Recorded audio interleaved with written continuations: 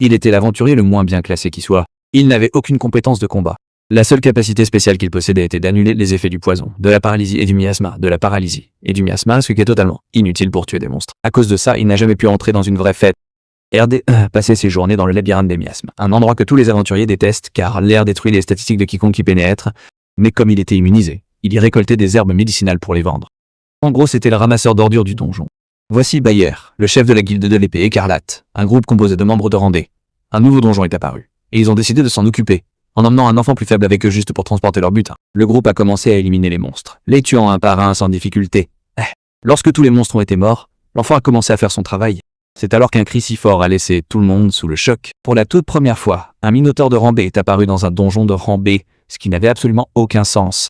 L'épée écarlate a paniqué car il savait qu'il n'avait aucune chance contre lui. C'est alors que Bayer a poignardé le garçon de sac, lui enfonçant son épée dans le dos alors qu'il était au sol en train de saigner. La guilde a utilisé la magie pour attirer le monstre vers l'enfant et s'est enfuie. Le lendemain, la guilde de l'épée écarlate a fait son rapport au maître de guilde Lancars, disant que le minotaure était apparu et avait malheureusement tué Rude. Il ne pouvait rien faire. Mais l'inattendu s'est produit. Lorsque la porte s'est ouverte, tout le monde s'est figé car l'enfant était toujours en vie. Épée écarlate pâlit. Bayer savait qu'il en avait fini et menaça de tuer le gamin s'il disait un mot. Tous les trois tentèrent de le traîner hors de la guilde avant qu'il ne puisse dire la vérité. Quand ils tentèrent de le déplacer, il n'y parvinrent pas. Il ne bougea pas. Le gamin ouvrit la bouche et raconta que Épée écarlate l'avait utilisé comme appât pour s'échapper. Une femme dotée d'une compétence de détection de mensonges utilisa sa magie et confirma que le gamin disait la vérité. Bayer perdit le contrôle et chargea la femme avec son épée, mais sorti de nulle part, le gamin bloqua l'attaque et porta un coup de poing si fort qu'il envoya le chef de guilde droit dans le mur. Toute la salle resta sous le choc, incapable de comprendre comment ce gamin de rang E était devenu assez fort pour perdre un rang D et terminer un donjon en solo en tuant un boss de rang B. C'était impoli, et il n'avait jamais été aussi fort. À la maison des quêtes du donjon, il allait voir s'il y avait un nouveau donjon où il pourrait récupérer du butin et devenir riche. Elle lui a finalement dit qu'il y en avait un, mais qu'il était réservé au rang D. Rude a été immédiatement déçu. C'est alors que Bayer l'a invité à être le garçon de sac de leur guilde. Ne sachant pas à quoi s'attendre, il a accepté. Ils sont donc allés au donjon, ont tué les monstres. Le minotaure est apparu, et la trahison a eu lieu, où il a été laissé pour mort, même blessé. Et au rang le plus bas, Rude a refusé de mourir et s'est battu pour survivre. Mais il était tellement épuisé qu'il n'a pas pu esquiver l'attaque du boss. Le coup de poing était si puissant qu'il fendit le sol, et tous deux tombèrent du 4e étage du donjon. Lorsqu'il se réveilla, le minotaure avait atterri sur lui et amorti la chute, lui sauvant la vie. Mais malgré cela, il était complètement détruit, souffrant d'une hémorragie, sans pouvoir de guérison magique. Ce n'était qu'une question de temps avant qu'il ne meure de faim ou de ses blessures. La faim commença à prendre le dessus sur son esprit. Même au risque de mourir ou de se transformer en monstre, il se mit à dévorer le minotaure. Et au lieu de mourir ou de devenir fou, le mana du minotaure fusionna avec son corps. Rude se releva avec une force qui n'existait pas auparavant, ses yeux portant quelque chose de plus sombre. Lorsqu'une horde de monstres apparut, il utilisa le rugissement du minotaure pour les intimider. Il utilisa également la capacité d'amélioration physique et massacra toutes les chauves-souris. Lorsqu'il mangea les monstres suivants, il gagna plus de compétences, l'écolocation des chauves-souris. Et c'est ainsi que son ascension commença, tuant tous les monstres, les dévorant, et devenant plus fort. Chaque monstre qu'il mangeait lui procurait plus de puissance et de capacité. Le petit enfant effrayé qui tremblait à la vue d'un rat avait disparu.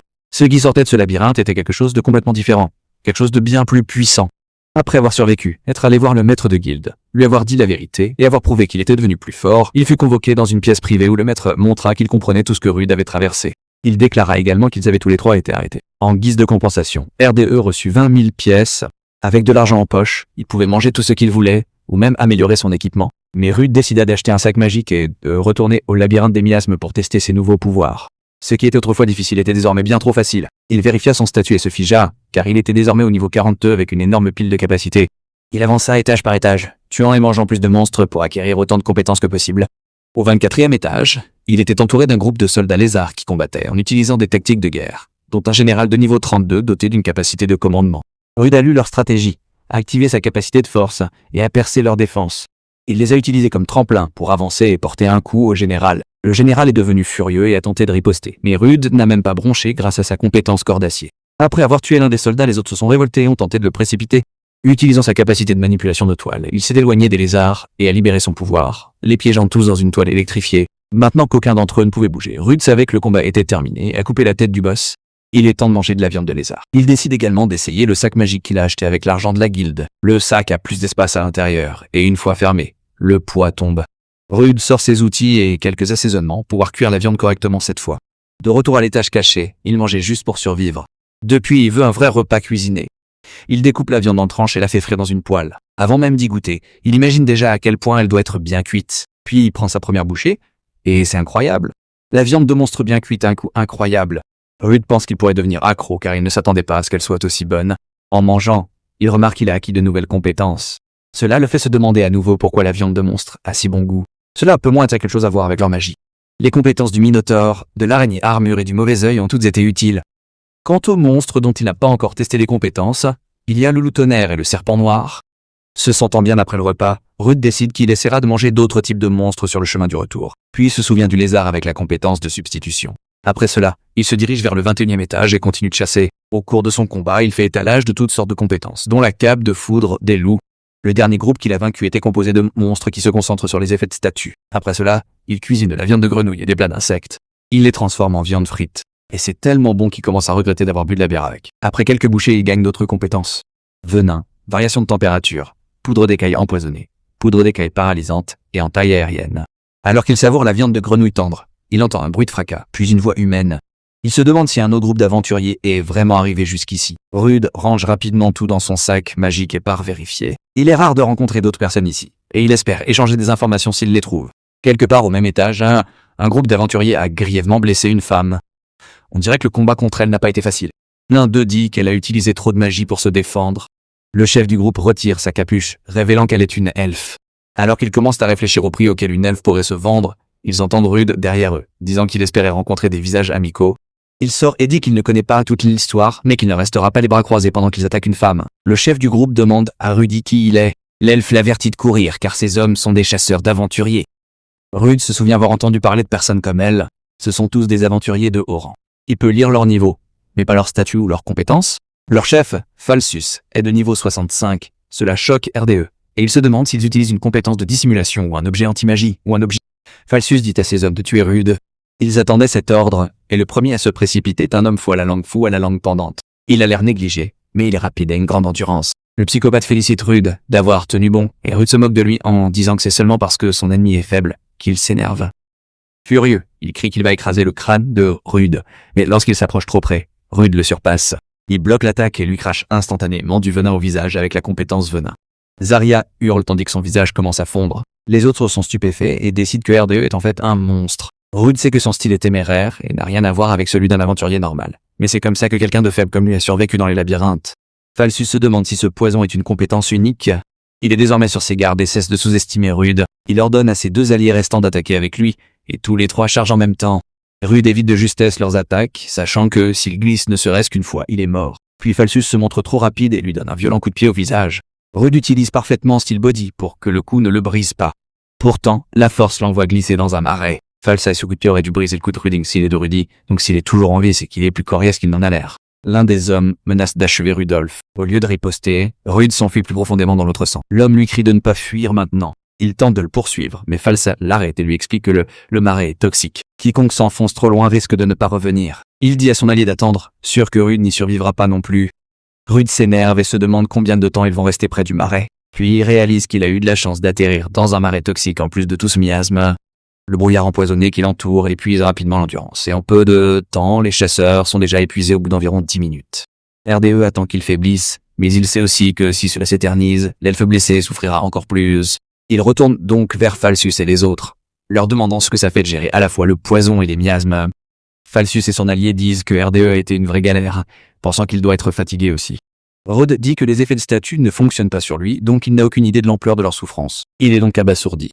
Il n'arrive pas à croire qu'un inconnu comme Rude est une annulation de statue anormale.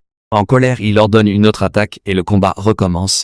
Mais maintenant, ils ne peuvent plus suivre Rude car les miasmes se sont accumulés en eux et ont réduit leurs statistiques. Même leur attaque sournoise échoue lorsque Rude utilise son corps d'acier pour se durcir et le suit avec son manteau de foudre. Le choc direct les brûle gravement, bien qu'un aventurier fasse quand même un dernier mouvement désespéré. Rude y met fin avec une entaille aérienne. Falsus est abasourdi par le nombre d'attaques que Rude peut réussir. Il demande pourquoi un humain a des compétences de monstre. Rude lui dit qu'il ne lui doit pas de réponse. Puis, le combat final commence. Falsus contre le charognard de miasme. Falsus sait qu'il devrait avoir l'avantage dans un combat normal contre un humain, mais le miasme le désavantage considérablement. À un moment clé, il utilise l'amélioration de l'agilité pour se déplacer beaucoup plus vite. Rude répond avec un coup de pouce physique et montre que la puissance brute peut battre la vitesse. Cette force est suffisante. Niveau 65, Falsus tombe face au charognard de miasme. Rude admet que sans le poison et le miasme, Falsus était bien au-dessus de lui. L'elfe remercie Rude de l'avoir sauvé et il dit qu'il ne pouvait pas la laisser là. Elle fait la dure même si le miasme la blesse toujours. Et Rude commence à se demander pourquoi un elfe se trouvait dans un endroit pareil et ce qui a poussé les chasseurs aventuriers à la poursuivre. Mais les surprises continuent de se multiplier lorsqu'un papillon géant attaque soudainement. C'est un monstre de niveau 37, rien de bien spécial. Rude le coupe en disant que la taille seule ne le battra pas. Il utilise une attaque aérienne, mais la fonte soudaine le déstabilise et interrompt la finition nette. Le crash envoie des débris vers l'elfe, mais elle évite de justesse d'être blessée. Rude utilise à nouveau une attaque aérienne, et cette fois-ci elle frappe durement le papillon géant. Mais le monstre se remet rapidement et répand des écailles paralysantes sur lui. Bien sûr, ça ne marchera pas. Rude lui dit que la paralysie ne signifie rien pour lui et oublie qu'Alicia est toujours là. C'est une elfe, mais cela ne signifie pas qu'elle a une résistance spéciale. Pourtant, elle était prête. Elle utilise la magie du vent pour faire voler les écailles, laissant Rude abasourdi. Peu de temps après, il tue le monstre. Étonnée, Alicia demande pourquoi la paralysie n'a aucun effet sur lui. Elle demande également pourquoi il utilise des compétences comme un monstre, et Rude ne sait pas quoi répondre.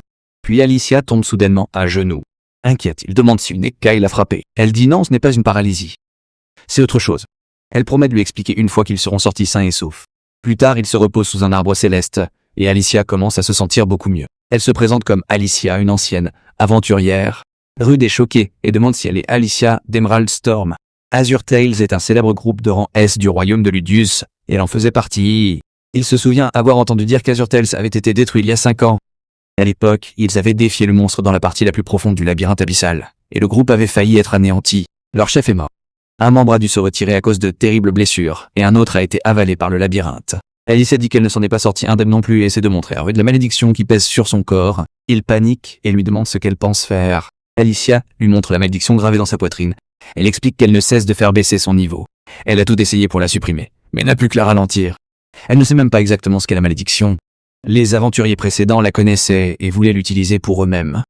Alors qu'Alicia dit qu'elle mourra une fois que son niveau sera tombé à 0, elle commence à s'émouvoir. Après avoir entendu son histoire douloureuse, Rude réalise qu'il pourrait peu moins être l'aider. Il sort une carte de substitution de compétences et dit qu'il veut essayer quelque chose.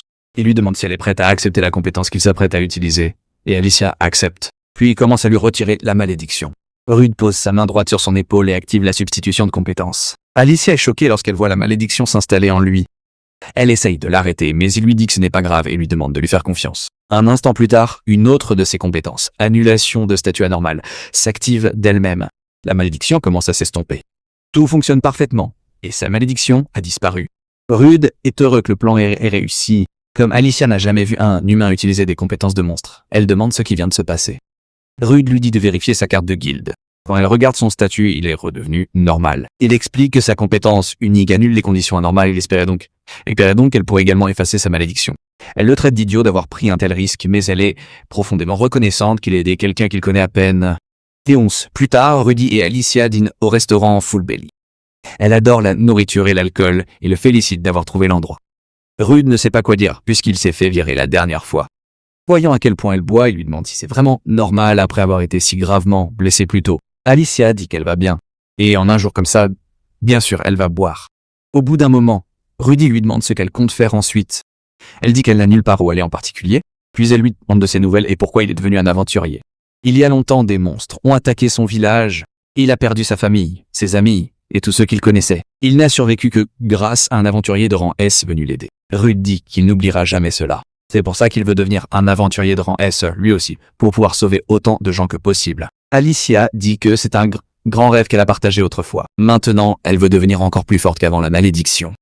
Il est sûr que ses anciens compagnons sont toujours piégés au fond du labyrinthe abyssal. Peu importe ce qui l'attend, elle veut affronter à nouveau ce monstre cauchemardesque. Alicia suggère qu'ils unissent leurs forces jusqu'à ce qu'ils soient tous les deux assez forts pour atteindre leurs objectifs et lui propose de former un groupe. Alors que Rude est sur le point de la repousser, un groupe de voyous attrape Alicia par le poignet. Ils se moquent de Rude pour avoir bu avec une si jolie femme. Ce sont les mêmes abrutis qui l'ont traité de déchet et l'ont harcelé ici avant que Scarlet Sword ne le piège. Ils s'en prennent à Alicia et essaient de lui offrir un verre, mais Rude leur dit de la laisser partir. Cela ne fait que les rendre furieux et un voyou l'attrape par le col. Avant que les choses n'empirent, Alicia intervient et les arrête. Elle dit que s'ils sont dans un pub, ils devraient régler ça par un concours de boissons. Même si elle suggère à Rudy de se mesurer, à eux, elle finit par se joindre à eux, à sa place. À la fin de la soirée, Alicia remporte le concours, bien qu'elle soit complètement bourrée. Brood la félicite, disant qu'elle a fait un travail incroyable puisqu'elle avait déjà bu avant le début du match. Elle marmonne qu'elle n'est pas encore assez basse pour rester assise à ne rien faire. Ses mots sont à peine compréhensibles, puis elle s'évanouit.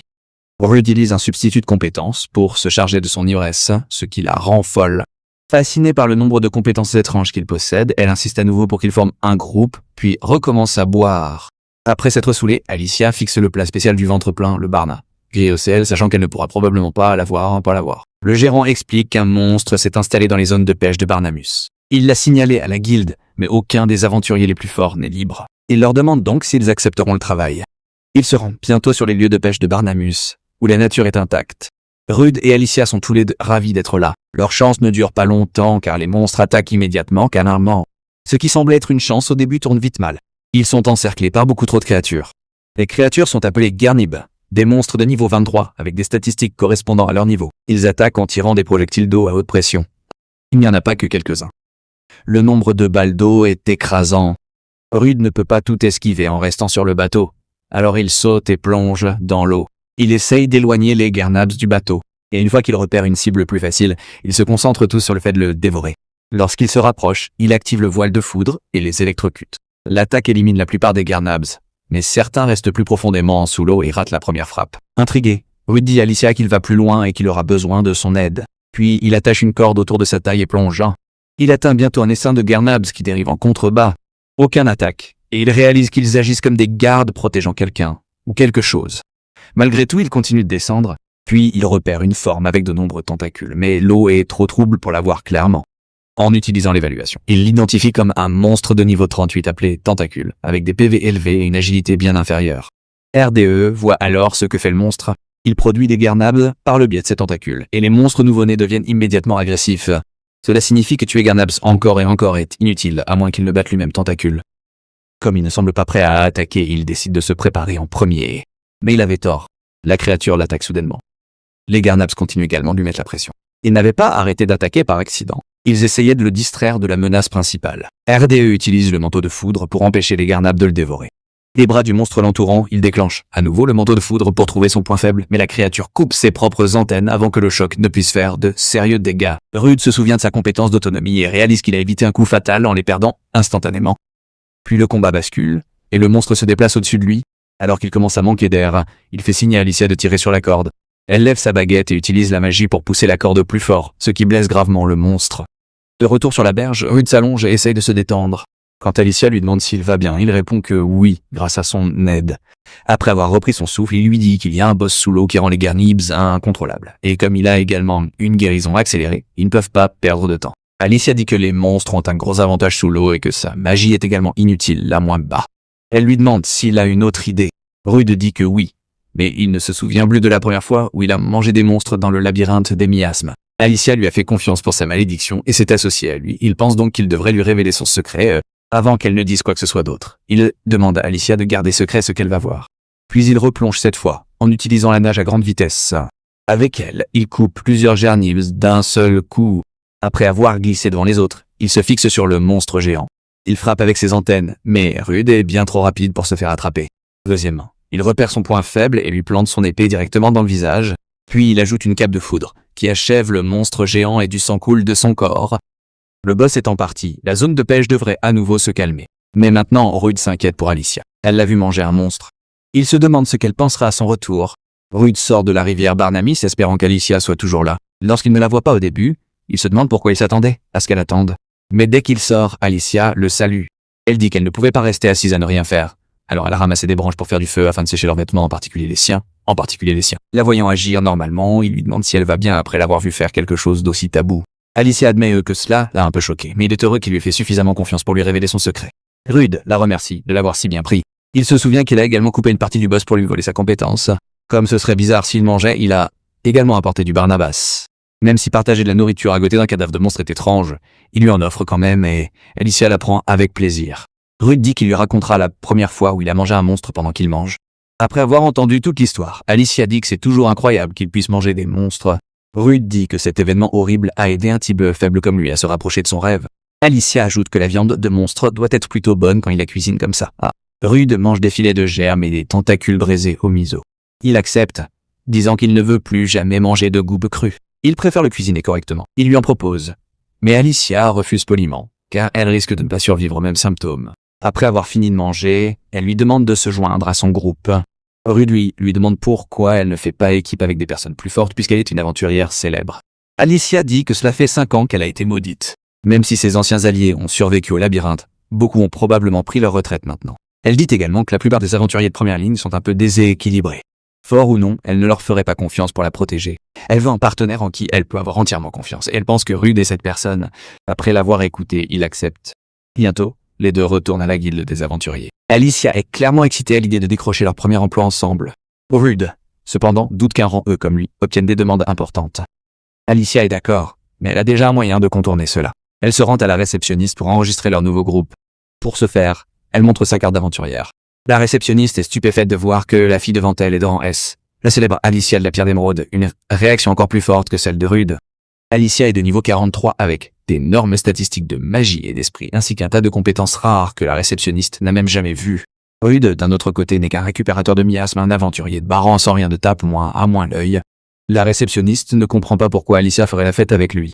Alicia dit qu'elle veut aider Rude à monter en grade et demande ce qui manque encore.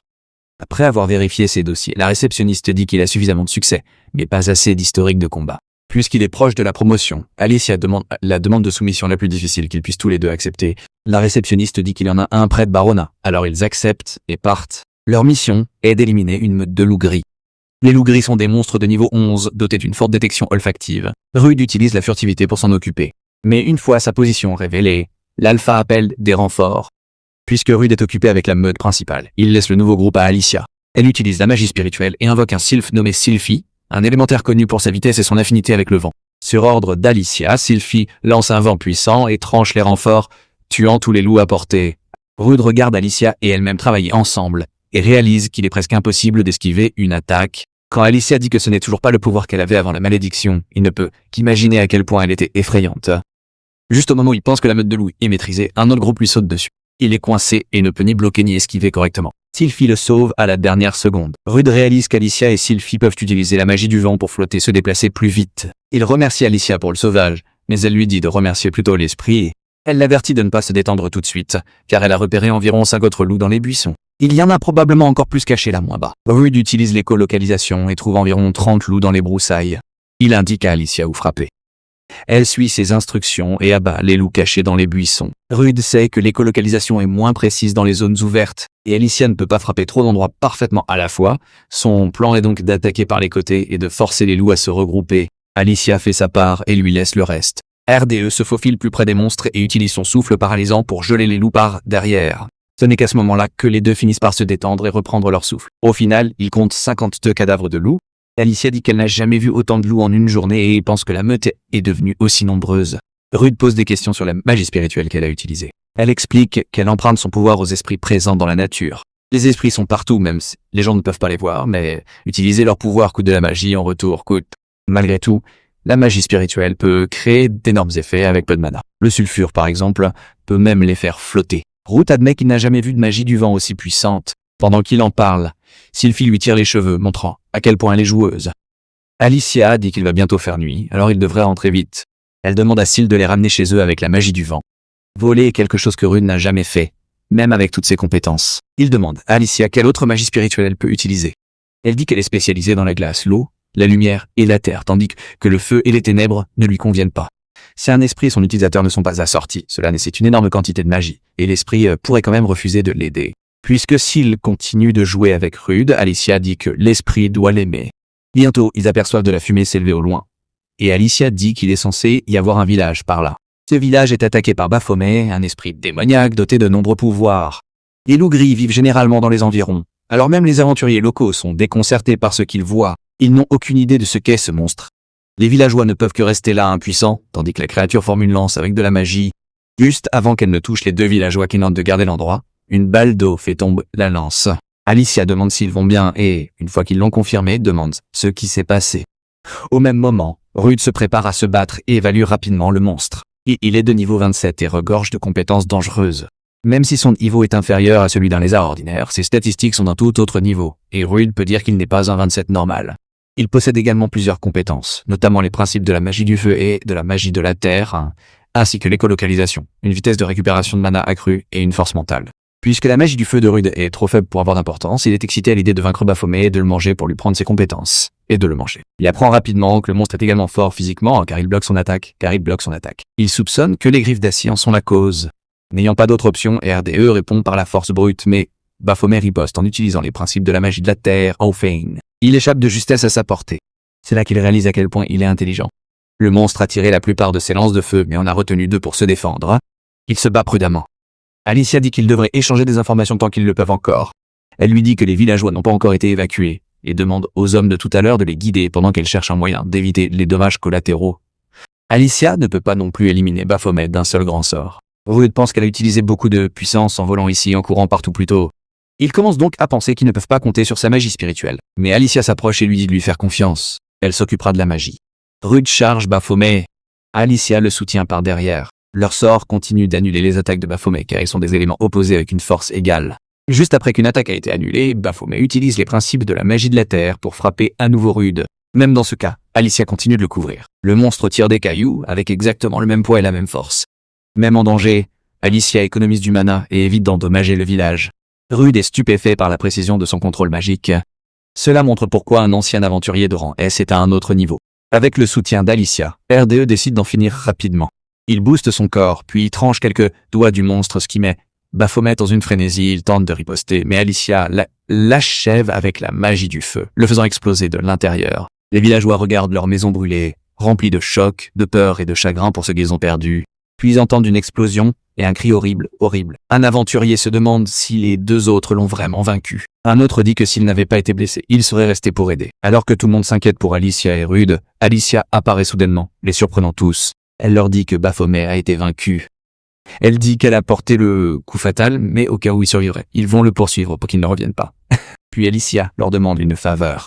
Prêt à aider leur sauveur comme ils le peuvent, les villageois lui demandent ce dont elle a besoin. Alicia demande de la nourriture avec désinvolture. Plus tard, dans la forêt à l'extérieur du village, Rude attend près d'un feu de camp. Alicia revient et lui dit que tout le monde s'en est sorti sain et sauf. La plupart du mérite en revient aux aventuriers présents. Elle a également dit aux villageois qu'ils poursuivaient Baphomet, donc le cadavre manquant ne devrait pas éveiller les soupçons. Rude s'excuse pour le dérangement, puis la remercie. Son attention se porte rapidement sur la soupe de Baphomet, qui sent et a l'air incroyable. Avant de manger, il ajoute de l'armoisé et du gingembre. Ta première pensée est que la viande de Baphomet est correcte. Même bien cuite, elle a toujours une odeur de chèvre, mais à part ça, elle a bon goût. Maintenant, Rude possède toutes les compétences de monstre. Alicia est tentée par l'apparence appétissante de la nourriture, bien qu'elle soit toujours mal à l'aise de voir Rude manger de la viande de monstre avec autant de désinvolture. Rude admet qu'elle a peu moins être raison. C'est un peu effrayant de voir à quel point ça semble normal maintenant. Puis, des invités indésirables débarquent. Ce sont des monstres de niveau 22 appelés Stampigs, dotés d'une compétence appelée Flash Step qui leur permet de se déplacer incroyablement vite, en ligne droite. Comme les cochons normaux, ils se déplacent en petits groupes. Rude voit cela comme l'occasion idéale de tester sa nouvelle magie au combat et les attaques avec Heroic, pour découvrir qu'elle ne fonctionne pas correctement. Un Stampig utilise Flash Step et comble l'écart en un instant, piétinant même la nourriture de Rude. Alicia dit qu'elle est à court de magie et ne peut pas beaucoup aider.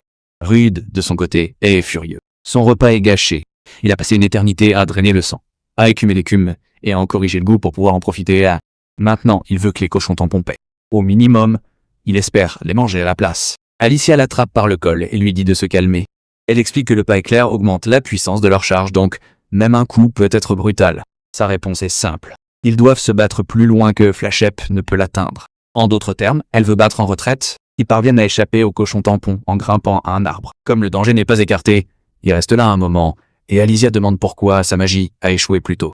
Rude est également confus. C'est la première fois qu'il n'arrive pas à utiliser les compétences qu'il a acquises grâce au tabou de manger des monstres. Alicia lui dit d'inspecter la compétence avec évaluation. Les descriptions des principes de la magie du feu et de la magie de la terre indiquent que l'utilisateur doit savoir instinctivement comment les utiliser. Alicia suppose d'abord que son cerveau ne comprend peu moins être pas la magie, mais elle retire cette idée car il est au moins assez bon en magie du feu. Elle abandonne donc cette idée. Après y avoir réfléchi, Alicia trouve une autre raison possible. Peut moins être qu'il ne peut pas utiliser les compétences des monstres parce qu'il ne connaît pas la manipulation du mana. Elle admet qu'elle ne connaît pas grand chose au mana, il va donc devoir le tester lui-même. Rude est d'accord et commence à essayer de le contrôler. Il se dit que c'est comme quand il a mangé le Minotaure tout à l'heure. Il essaye d'invoquer cette même explosion de puissance et il y parvient presque immédiatement. Une fois qu'il peut sentir le mana, il peut le déplacer, comme une partie de son propre corps. Il lance la magie vers les cochons tampons provoquant une énorme explosion qui les tuera probablement tous. Rude se venge. Ils ont gâché son repas, et maintenant ils sont le repas. Il s'excuse auprès d'Alicia d'avoir mis autant de temps. Elle dit c'est bon. C'était important. Puis elle explique ce qu'elle a remarqué. Pour utiliser ses compétences, il a besoin de mana, pas de pouvoir magique. Lors de sa dernière attaque, elle a vu son mana s'épuiser, ce qui signifie qu'il pourrait continuer à les utiliser tant qu'il en a assez. Rude dit qu'au moment où il a senti le mana circuler en lui, il a compris comment utiliser les compétences. Cela l'amène à se demander si le mana peut remplacer le pouvoir magique, peu moins et qui peut l'utiliser pour renforcer son corps ou ses armes également. De nombreux aventuriers entraînent leur pouvoir magique et beaucoup l'utilisent en combat rapproché. Le faire circuler dans le corps renforce les capacités physiques et le mettre dans une arme la rend plus puissante, suffisamment même pour envoyer des coups. Alicia finit par comprendre son problème. Jusqu'à présent, il avait trop peu de pouvoir magique pour utiliser ses compétences. Rude a plus de mana que de pouvoir magique et mieux encore, il réalise qu'il peut recharger ce mana en mangeant des monstres. Pendant qu'il parle, il emprunte une bouchée et obtient la compétence paix éclair de Stamping. Alicia réalise que Rude peut absorber le mana des monstres et même s'il ne l'a pas stocké dans son corps. Pourtant, ce qui compte le plus pour elle en ce moment, c'est à quel point ses côtelettes de porc ont l'air savoureuses. Voyant son regard, Rude lui demande si elle veut manger maintenant. Soudain, un grand fracas les fait sursauter tous les deux. Lorsque la fumée se dissipe, il trouve un Stamping géant, le boss. Comme les autres, il a le même style de combat de base, et il utilise le pas éclair pour frapper Alicia. Rude réagit assez vite pour la sauver. Alicia dit qu'elle a seulement senti quelque chose au loin et que le boss est soudainement retrouvé juste devant elle. Même en dehors d'un labyrinthe, un monstre aussi dangereux est apparu ici d'une manière ou d'une autre. Rude est de nouveau furieux. Après avoir crié comme un fou, il dit que ce monstre a au moins l'air de faire un excellent rôti. Mais même recouvert de feu, son corps brûle à peine, révélant une résistance au feu. Le roi Stamping est de niveau 38. Il ne possède que le pas éclair et la résistance au feu. Mais sa véritable menace réside dans sa puissance démente, et sa résistance démente. Rude utilise les principes de la magie de la terre et copie un coup de poing pour blesser le monstre. Un peu, mais l'attaque est réussie. Se brise lorsque la bête le percute comme un taureau. Il n'a même pas la possibilité d'utiliser corps d'acier. Le roi Stamping se tourne alors vers la cible la plus proche, Alicia. Elle évite de justesse son coup de tête mortel avec l'aide de Silide. Le boss n'utilise même pas de compétences ici. Sa peau épaisse et muscles sont tout simplement résistants. Ni la magie de la terre, ni la magie du vent spirituel ne peuvent traverser sa peau. Il charge à nouveau Alicia, mais au bon moment Rude utilise rugissement pour attirer son attention. Il lui dit de ne pas détourner le regard. Le combat n'est pas encore terminé. À son niveau actuel, il ne peut toujours pas utiliser pas éclair ni corps d'acier. Et si cela s'éternise, le roi Stamping pourrait revenir à Alicia. Il n'a pas de compétence qui puisse le tuer en un coup. Mais le monstre ne sait que foncer droit devant lui. Cela donne une dernière idée à Rude. Une compétence qu'il n'a jamais essayée auparavant. D'abord, il puise du mana dans son corps et s'imagine le verser dans son épée. Alors que le monstre arrive à portée, Rude ouvre les yeux et frappe avec tout ce qu'il a, divisant le roi Stamping en deux. Alicia est stupéfaite qu'il ait utilisé du mana pour renforcer son arme sans aucune formation. RDE dit qu'il a seulement essayé parce qu'il pensait que ça devrait marcher. De plus, son mana fuyait déjà. Puis sa lame se brise soudainement. Alicia pense que l'épée ne pourrait pas supporter autant de mana. Elle explique qu'une arme est en gros une extension du corps d'un aventurier, et après cela, ils arrêtent là et Rude prend toute la viande. Pendant ce temps, au 7e étage du labyrinthe de Miasma, les 3 aventuriers qui ont volé le lieu de chasse habituel de Rude combattent un grand rat Miasma. Après leur victoire, ils deviennent encore plus imbus d'eux-mêmes. Alors qu'ils rient du monstre mort, l'un d'eux entend un bruit sourd. Il va vérifier d'où il vient et les autres le suivent et ils trouvent des escaliers menant à une pièce en dessous. L'un d'eux dit qu'il a un mauvais pressentiment, mais ils l'ignorent et continuent leur chemin, pensant qu'il pourrait s'agir d'un chemin caché. En bas, ils trouvent un coffre au trésor. Même son emplacement semble suspect, mais ils veulent quand même l'ouvrir et prendre ce qu'il y a dedans. À l'intérieur se trouve une puissante épée et l'un d'eux dit qu'elle dégage une puissante magie. Rhaegar, le plus prudent, prévient que le pouvoir qu'il ressente pourrait être une malédiction. Le petit aventurier arrogant lui dit d'arrêter de gâcher le moment. Il dit qu'ils ont besoin d'une trouvaille comme celle-ci. L'argent est rare, et avec le charognard de miasme parti, ils n'ont pas eu de moyen facile d'en gagner. Pour lui, cette épée est le paradis qui les récompense de toutes ces plongées nocturnes. Après avoir évoqué le charognard de miasme, Rhaegar mentionne que Rude traîne avec une magnifique elfe. Les 2 autres rient, se moquant de Rude pour avoir oublié où il était alors qu'il s'apprête à partir. Mais Rhaegar continue de fixer le coffre. De retour dans la ville frontalière de Bologne, RDE et Alicia vont acheter une nouvelle arme pour lui. Il s'arrête au marteau du mineur, la forge dirigée par Dom, un expert en fabrication d'armes. Dom est choqué de voir l'une de ses propres épées brisée comme ça. Il dit brut, la force seule n'aurait pas dû faire ça, et demande à Rude ce qu'il a mis dans la lame. Alicia demande doucement s'il devrait vraiment lui dire. Mais Rude dit oui. Il connaît Dom depuis longtemps et lui fait confiance pour garder le silence, alors Rude lui raconte tout.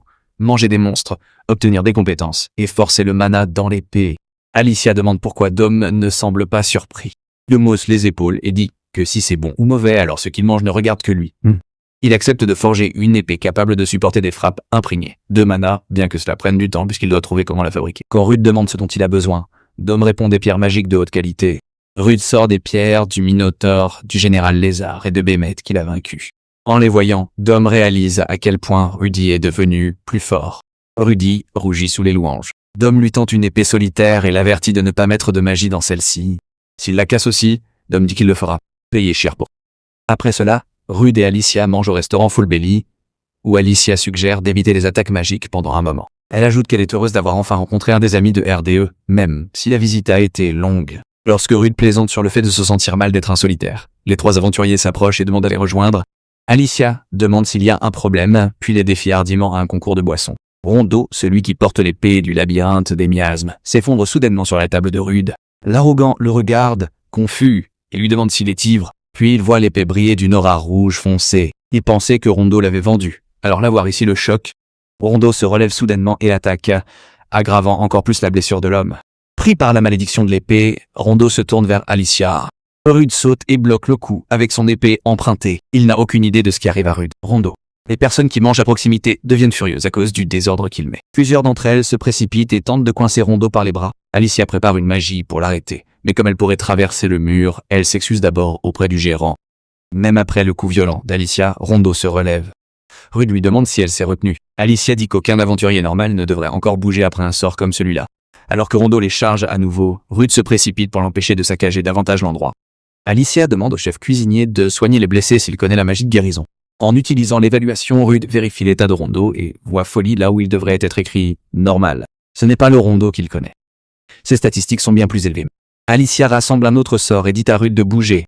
Cette fois, elle ne se retient pas, mais l'épée absorbe l'attaque. Alicia se rend compte que la lame est maudite. Et puis les choses deviennent encore plus étranges. Rondo semble devenir plus fort en se nourrissant de magie. La maladie symbiotique de l'épée commence à se propager dans son bras. Rondo bondit sur RDE. Et bien que RDE bloque, le coup est bien plus violent qu'auparavant.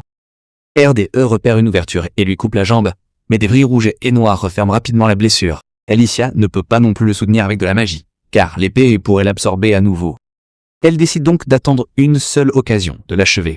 Alors qu'Alicia et Rude s'apprêtent à tuer Rondo, Rigard traverse le mur brisé et les supplie de ne pas tuer son ami. Il admet avoir traité Rude de manière horrible, mais dit que pour quelqu'un qui n'a jamais réussi et qui ne méprisait que les personnes plus faibles, Magnus et Rondo étaient tout ce qu'il avait. Il les supplie sincèrement d'épargner Rondo. Rude dit qu'il fera ce qu'il peut. Il dit à Alicia qu'il va utiliser un substitut et lui demande de lui donner 1 minute. Il se souvient qu'il lui fallait environ 10 secondes pour l'activer sur Alicia auparavant. Le vrai problème est de maintenir Rondo immobilisé suffisamment longtemps pour briser le mur. Rondo attaque à nouveau et Rudy le bloque de justesse. Au lieu de riposter, il repousse simplement la lame maudite afin qu'elle ne puisse pas absorber la magie. Puis il utilise les principes de la magie de la Terre pour immobiliser Rondo. Rude pense pouvoir lever l'édiction de la même manière qu'il a aidé Alicia, si c'est vraiment une malédiction. Au moment clé, il active Substitute. Pendant un instant, Rondo retrouve ses esprits. Il supplie Rude de le sauver, mais Rudy ne parvient toujours pas à chasser la malédiction de son corps. Lorsque Substitute prend fin, il est repoussé. RDE réalise que ce n'est pas Rondo qui a rejeté la compétence, c'est probablement l'épée. Il pense qu'il pourrait quand même gagner s'il affaiblit d'abord la malédiction. Il utilise donc la magie du feu pour la brûler un peu, seulement pour voir Rondo se libérer des entraves. Pourtant,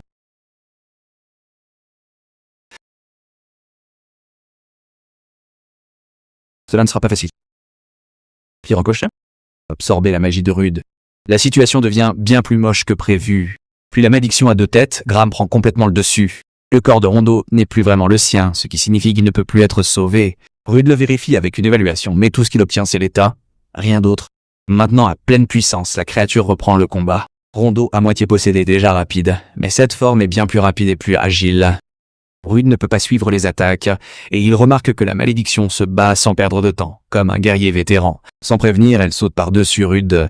Mais Alicia intervient et lance le sort qu'elle chargeait.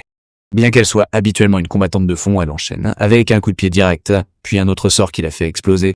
Rude la remercie, surpris qu'elle puisse aussi se battre au corps à corps.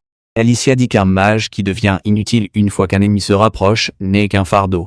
Comme cet ennemi ne peut pas être pris à la légère, elle dit à Rude de faire face. Réalité. Le seul moyen d'arrêter Rondo maintenant est de détruire son cœur. Rude accepte cela et se relève pour mettre fin à la malédiction. À proximité, Rigard et Magnus paniquent lorsqu'ils entendent Alicia dire « Le cœur de Rondo doit être détruit ». Même avec toutes les chances contre lui, le combat penche toujours en faveur de la malédiction. Les deux ne trouvent pas de véritable ouverture, et Rude se demande si le fait d'avoir 2 têtes lui donne une vue plus large. Il décide de tester cela, et dit à Alicia de reculer 1 seconde. Rude remplit la zone de fumée. Alicia comprend immédiatement l'intérêt. La malédiction ne peut pas absorber cela. Utilisant la couverture, RD se faufile et assène une légère coupure. Puis Alicia fait appel à la magie de l'esprit de la Terre et invoque Nomia. Le coup transperce la malédiction, mais manque de peu le cœur. Il tente de contre-attaquer, mais Rigard et Magnus interviennent pour le retenir. Rayard il arrêtera même si cela signifie accepter la mort de Rondo. Il dit que leur groupe a toujours été composé de 3. Dans un dernier geste désespéré, Magnus porte un coup dans le cœur de Rondo. Au final, c'est Magnus, l'ami proche de Rondo, qui le libère de la malédiction. Tous les 3 pleurent leur ami qui a été tué. N'a pas pu être sauvé. RDE ramasse l'épée maudite et se demande quoi en faire. La cacher n'est pas une option. Quelqu'un d'autre pourrait la trouver demain. Il y a un œil placé juste au-dessus de la poignée. Lorsque l'épée dégage une intention meurtrière, elle crie « Tuez ». Rude lui dit de se taire, car ce genre de choses ne marche pas sur lui. À ce moment-là, Lankers, maître de guilde de la branche de Bologne, arrive pour inspecter les lieux. Il voit le corps de Rondo et l'épée dans la main de Rude. Il demande une explication complète et dit qu'il devrait continuer à la guilde. Après avoir entendu parler de la malédiction et de la raison pour laquelle Rondo a dû mourir pour l'arrêter, Lankers dit que les autres aventuriers devraient accepter le témoignage de Magnus. Puis Lankers demande si Rudy ressent quelque chose en tenant l'épée maudite. Rude dit que les malédictions ne l'affectent pas car son immunité au statut anormal est spéciale. Tant qu'il la garde, personne d'autre ne deviendra une victime. Lankers accepte cela mais pose une condition. Si l'épée prend le dessus sur Rude, ils l'arrêteront quoi qu'il arrive. Rude accepte immédiatement. Lankers remercie Rude et Alicia d'avoir gardé tout l'incident sous contrôle. Il présente également ses condoléances à Magnus et Rayard. Puis il dit il n'y a pas de temps pour se reposer. Les monstres à l'extérieur du labyrinthe se multiplient à un rythme étrange et les aventuriers qui le suivent ont été appelés à cause de cela. Les monstres viennent du labyrinthe d'Aléo récemment découvert et l'équipe d'enquête a signalé quelque chose de grave à l'intérieur. Un certain monstre dans ce labyrinthe semble être à l'origine de tout ce désastre. Ce monstre est le dragon à miasme Basilista. Son niveau est estimé à 70 ou plus. Sa force à elle seule est dangereuse. Mais le vrai problème est l'épais miasme qu'il répand. Il pense que le miasme de Basilista rend les autres monstres fous, les forçant à quitter le donjon. À cause de cela, l'équipe d'enquête a déjà subi des pertes, et les survivants sont soignés. Lankers Magabré continue, cela ne s'arrêtera pas avec les monstres. Le miasme va s'échapper et dévaster la région. C'est pourquoi il est venu trouver Rudy. Rude dit qu'il comprend, mais il veut d'abord rencontrer les membres survivants de l'enquête. Lankers emmène Rude et Alicia au service médical.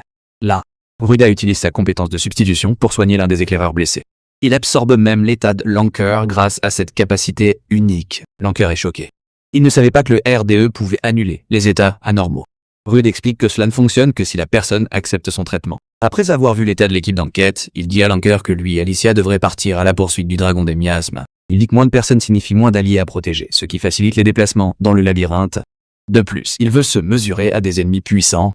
Lanker accepte et lui laisse la soumission de Basilista puisqu'il est déjà tard. Il décide de se reposer et de se préparer pour demain. Sur le chemin du retour, Alicia demande si eux deux suffiront vraiment. Rude dit qu'il peut se battre sans se retenir quand personne d'autre n'est là. Puis s'excuse de l'avoir entraîné là, moins dedans. Alicia se moque de lui pour avoir dit quelque chose aussi stupide. S'il avait essayé d'y aller seul, dit-elle, elle l'aurait tabassé. Ils forment une équipe. Et à eux deux, il suffit à sauver tout le monde. Peu de temps après, Rude et Alicia atteignent les niveaux inférieurs du labyrinthe d'Ailio. Les premiers ennemis qu'ils affrontent sont des gobelins de niveau 20 dotés d'un bonus physique et de la maîtrise du gourdin. Ils ont clairement été affectés par le miasme, mais pour Rude, ce ne sont toujours que des gobelins. Il en coupe un en deux, d'un seul coup. On ne lui a pas dit que l'étage où il se trouvait avait déjà été touché par le miasme. Alicia dit que cela prouve à quelle vitesse il se propage. Même ses outils de purification ne peuvent pas bien l'éliminer. Rude pense que les monstres de l'étage suivant ne sont peu moins être même plus en vie. Pour en être sûr, il demande à Alicia si elle veut continuer. Elle dit oui. Ses attributs habituels ne fonctionnent peu moins être pas sur le dragon, mais elle est sûre qu'elle peut toujours porter des coups solides, même de près. Elle refuse également de partir car elle a déjà dû abandonner ses amis, ce qui lui a laissé de profondes cicatrices. Rude s'excuse auprès d'Elisha d'avoir évoqué quelque chose de douloureux. Puis il utilise une compétence de substitution pour faire sortir le miasme qui se forme à l'intérieur d'Elisha. Il explique qu'à chaque fois qu'il se touche, il peut en supprimer les effets. Mais une fois qu'il les lâche, le miasme se reconstitue lentement. Elisha dit que c'est réglé. Il devrait juste tenir la main et avancer comme ça. Elle ajoute que le miasme épais rend difficile la vision de ses pieds. Il va donc la guider aussi. Leur cible n'est que 5 étages plus bas et ils continuent donc plus profondément. Bientôt, ils atteignent les couches intermédiaires, d'un baléo où le miasme s'épaissit à chaque pas. En utilisant l'éolocalisation, RDE trouve 2 monstres devant eux. Elisha devine que tout ce qui survit dans autant de miasmes doit être fort et Rude dit que ce sont des créatures qu'il n'a jamais vues auparavant. Même s'il y a une autre racine, Rude veut les combattre. Elisha demande pourquoi il veut manger celle-là aussi. Un peu vexé, il dit que c'est surtout par curiosité. Il veut aussi tester l'épée maudite Graham avant d'affronter le dragon des miasmes. Les ennemis sont des scarabées roulants, de niveau 33, avec plusieurs compétences utiles. Ils ont un corps en acier, une révolution, une résistance au poison, une résistance au miasme et une résistance à la paralysie. Pas étonnant que les miasmes les affectent à peine. Lorsque le combat commence, Rudy utilise les principes de la magie de la terre et détruit le sol sous les scarabées roulants, mais cela ne fonctionne pas. Mais un scarabée se recroqueville et commence à rouler en avant, visant droit sur eux. Rude appelle Elisha pour l'arrêter. Elle invoque Nomia et lui ordonne de bloquer le scarabée roulant. Elisha parvient à le retenir, mais seulement un instant, alors elle dit à Rude de se dépêcher. RDE se présente à nouveau comme le bouclier du groupe et dégaine l'épée maudite. Il l'avertit de ne pas se briser sur lui et frappe, essayant d'achever le monstre en un seul coup. La lame est si tranchante qu'elle tranche même la barrière de pierre que Nomia a construite, mais le scarabée survit.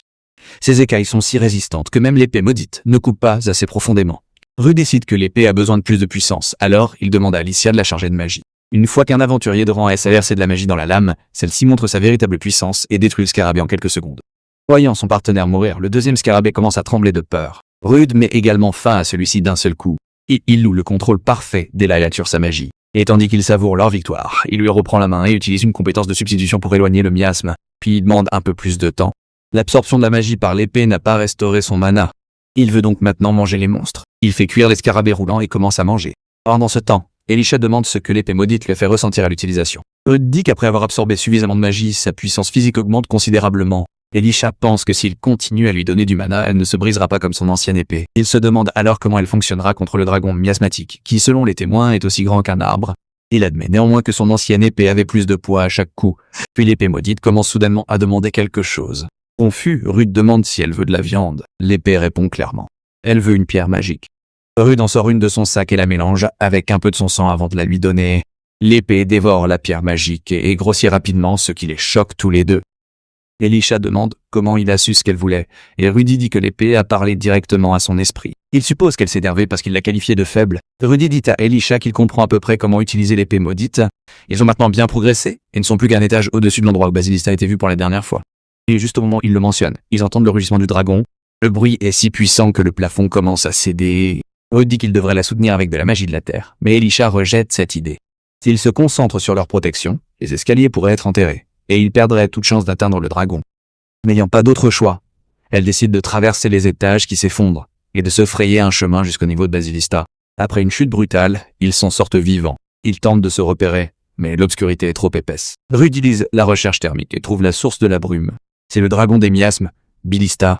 On leur a dit qu'il était de niveau 70, mais il est en fait de niveau 75. Il possède tous les attributs majeurs, une agilité faible pour sa classe et une vitalité supérieure à 500, ainsi qu'une longue liste de compétences rares et dangereuses.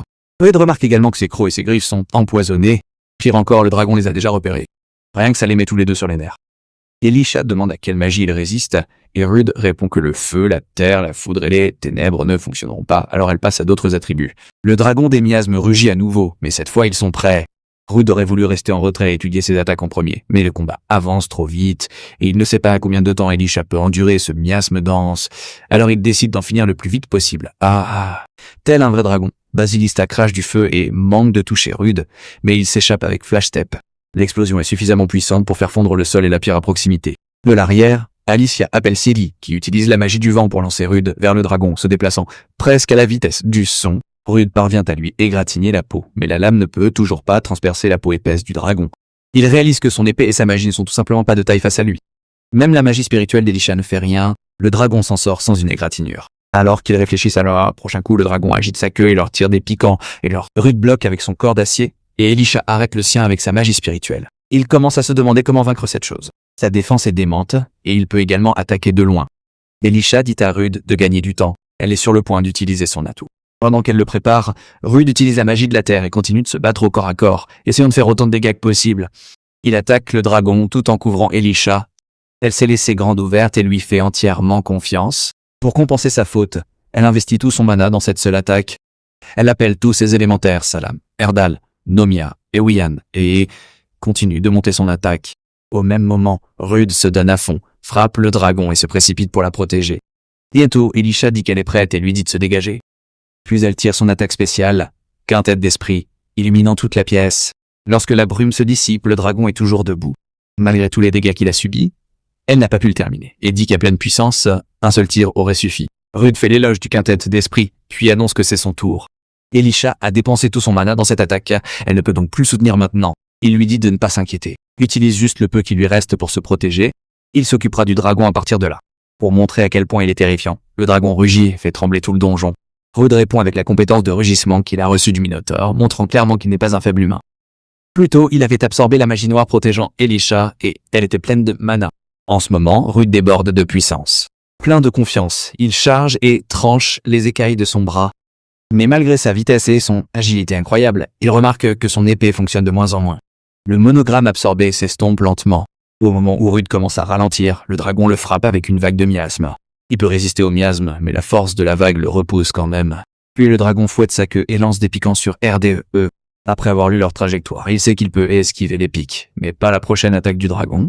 Même s'il n'a presque aucune chance de survivre, il n'utilise pas éclair pour échapper à sa portée. Ce n'est pas suffisant. Le dragon l'atteint quand même d'un coup de griffe, bien que Rude active corde d'acier juste avant qu'il n'atterrisse. Malgré tout, le coup l'envoie au fond de la pièce. Il a même évalué la distance de son pas éclair, n'est-ce pas? Mais le dragon l'a quand même maîtrisé. Dans ce moment de désespoir, Rudy se souvient du combat contre le Minotaure, la fois où il a failli mourir. Mais il n'est plus le même qu'à l'époque. Cette fois, il refuse d'abandonner et se remet en mouvement. Alors que le dragon prépare son attaque de souffle, Rude décide d'arrêter d'esquiver. Si le combat s'éternise, il sait qu'il perdra. Il active la manipulation des fils et utilise les fils comme une fronde. Puis il se lance droit sur le dragon. Le dragon miasme répond par une rafale de feu. Rude ne peut pas arrêter la chaleur de son souffle, mais il peut absorber le mana qu'il contient. Il parie que si sa résistance au feu peut le maintenir en vie, il peut booster son arme avec son propre mana, ajouter le mana que Graham a stocké et tout libérer en un seul coup. Le souffle du dragon commence à lui brûler la peau. À la dernière seconde, Elisha utilise le peu de magie qui lui reste et jette de l'eau sur Rude pour le protéger de la chaleur. Dès qu'il a une ouverture, il la saisit. Le dernier mouvement de Rude est une seule entaille destinée à couper l'ennemi en deux, et cette fois ça marche. Rude est à peine debout. Il peut à peine parler à Elisha. Quand elle essaye de le soigner, il lui dit de ne pas se forcer davantage. Il explique qu'il possède une compétence appelée soif de sang, qui peut le restaurer un peu. Il l'a obtenue dans le labyrinthe caché. Après avoir récupéré un peu de force, lui et Elisha s'allongent pour un court repos. Ils sont à la fois stupéfaits et heureux d'avoir vaincu le dragon des miasmes. Elisha dit « Ce n'est que le début. Ils ont encore beaucoup d'aventures devant eux. » Prendre un rang S, parler de partir à l'aventure avec lui rappelle à Rude l'aventurier qu'il a sauvé lorsqu'il était enfant. Ce héros était puissant. Bien plus fort qu'il ne l'est maintenant. Comme d'habitude, Ruda mange de la viande de monstre, puis il décide de se diriger vers la partie la plus profonde du donjon. Au niveau le plus bas, il trouve le cœur du labyrinthe. Elisha dit que seuls quelques aventuriers ont la chance d'en voir un. Elle explique également que le cercle magique devant lui peut les renvoyer directement à l'entrée. En regardant le cœur lumineux, Alicia dit qu'il est normal de le laisser intact, même après avoir nettoyé le donjon. De cette façon, il pourrait revenir chercher des matériaux qu'il ne peut pas obtenir à l'extérieur et repartir quand il le souhaite. Mais Rude ne veut pas que le dragon ressuscite. Et tant que le cœur existe, cela peut arriver. Il a traversé l'enfer dans le labyrinthe d'Ailio. Mais à cause de cela, un chemin vers son rêve s'est finalement ouvert. Il détruit donc le cœur. De retour à Ballona, le maître de guilde Lankers demande des nouvelles de Rude et Elisha. On lui dit qu'il n'y a toujours pas de nouvelles de leur retour. Au fond de lui, Lankers sait que RDE est tristement célèbre pour être le récupérateur de miasmes. Parmi les aventuriers, la force est primordiale. Même si Lankers était intervenu, cela n'aurait probablement rien changé. Et si cela avait suffi à faire renoncer RDE à son rêve, alors c'était peu moins et très simplement sa voix. Alors que Lankers réfléchit, il apprend soudain que Rude et Alicia sont revenus par un cercle de téléportation. Le rapport indique qu'ils ont vaincu le dragon des miasmes et détruit le cœur du donjon. Rude et Elisha l'ont vraiment fait. Lankers est choqué. Mais plus que cela, il est heureux. Il ne s'attendait pas à ce que le soi-disant récupérateur de miasmes soit celui qui ait sauvé la ville. La guilde accueille les deux héros qui ont sauvé Bologna d'une menace de niveau 75. À Golar, une ville près de Bologna, le seigneur local est furieux que Bologna ait détruit le labyrinthe. Il voulait s'en emparer et maintenant c'est impossible. Mais son second dit que cela pourrait en fait les aider. Puisque Bologna ne pouvait pas nier la revendication du labyrinthe par Golar, ils ont choisi de le détruire plutôt que de le leur rendre. Pour cette raison, ils pensent qu'ils peuvent faire pression sur la guilde de Bologna et exiger une compensation. Le seigneur aime aussi cette idée. Cela semble plus rentable que de défier le labyrinthe eux-mêmes et de perdre des aventuriers dans le processus. Cependant, il est sûr que la guilde de Bologna n'acceptera pas cela sans réagir. Le conseiller dit qu'il veut montrer au maître de guilde qui est supérieur. Ailleurs, Rude et Elisha sont dans la nature, et Rude prépare son repas de monstre habituel, cette fois avec de la viande de dragon miasmatique rare. Il en avait stocké dans son sac, et maintenant il est ravi de goûter enfin à quelque chose d'aussi rare. Une bouchée après, Rude perd la tête. Il dit que toutes les viandes qu'il a mangées ne sont rien comparées à celle-ci. C'est riche, sucré, et la graisse fond dans la bouche. Tandis qu'il continue de vanter les mérites du plat, Elisha se remet à baver. Elle sursaute et déclare que ce soir, ils vont manger un steak de qualité supérieure et qu'elle veut l'aide de RD pour trouver le meilleur endroit où manger. Rude dit qu'il est toujours en train de manger, qu'il ne peut pas l'aider pour le moment. Alicia réplique qu'ils ont besoin d'informations sur le restaurant rapidement, alors ils devraient se dépêcher de terminer. 4 jours passent après l'effondrement du labyrinthe d'Ailio. Le maître de guilde Lank les appelle pour terminer le rapport. Une fois cela fait, Lankars leur donne leur récompense, 1,5 million de réan. Rude est stupéfait par le montant. Lankar explique qu'Abelio était un labyrinthe de niveau 70, donc une récompense aussi importante est juste et méritée. Après lui avoir donné l'argent, il dit à Rude que son rang sera mis à jour. Ils ont tous les deux terminé le labyrinthe seuls, même si Rude n'avait atteint donc que récemment. Il est donc choqué que son rang soit déjà en cours de révision. Après tout, il est déjà niveau 52. Elisha dit que même s'il a combattu des monstres au-dessus de son niveau, sa vitesse de croissance est toujours anormale. Normalement, une fois qu'un aventurier atteint le niveau 40, sa progression ralentit considérablement. Elle le remarque en train de sourire, avant même qu'elle ne puisse lui demander pourquoi. Rude révèle avec suffisance qu'il a enfin dépassé son niveau. Elle ouvre sa fenêtre de statut. Elle est niveau 45. Rude dit que, même si son niveau est plus élevé, elle est toujours plus forte dans un vrai combat. Elle est d'accord. Les niveaux ne sont qu'une indication. La véritable puissance de combat vient de l'habileté et de l'expérience. Alors qu'il parle de niveau, il voit le seigneur de Golard entrer dans la guilde. Il reconnaît tout de suite Rude comme étant le charognard des miasmes. Déjà convaincu que Rude est impoli et irrespectueux, le garçon demande qui il est. Le seigneur se moque des aventuriers de Bologne qui ne connaissent même pas le visage d'un dirigeant voisin. Rude semble avoir entendu parler du misérable seigneur de Golard. Après cette introduction indirecte, le seigneur commence à harceler Rude pour avoir détruit le labyrinthe. Rude répond que la dernière fois qu'il a entendu parler du labyrinthe d'Aelio, il en était copropriétaire. Le seigneur dit que le labyrinthe d'Aelio se trouvait entre Golaer et Bologna, mais que Bologna en a exclu Golaer. Ils ont prétendu que quelque chose d'étrange se passait à l'intérieur.